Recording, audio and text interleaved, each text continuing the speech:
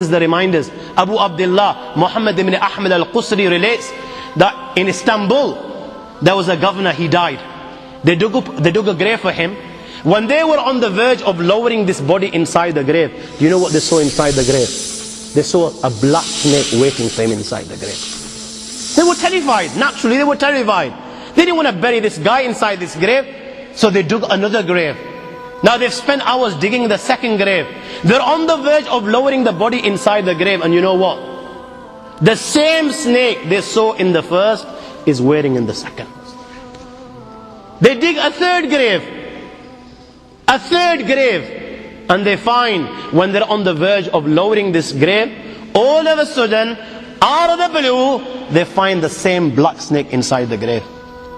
I ask you, my young friends, you know, on that particular occasion, that narration, what do you think it suggests? How many graves do you think they dug on that day? 4, 5, 6, 7, 8, 10, 15, 20, 25, 30 graves.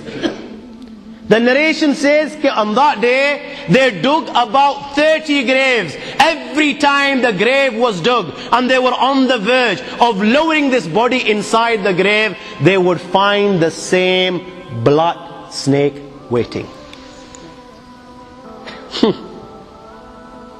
Where are you going to hide?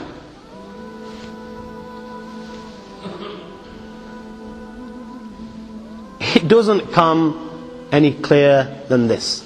Where are you going to hide? Where? Allah. You know, even when you've gone 6 foot under, you can't get away. You've left the dunya and you've gone 6 foot under and you think you've got away with it. This is where it will begin. You know, fed up after digging so many graves, they consulted the ulama. What should we do with this person? May Allah protect us. They said, you know what?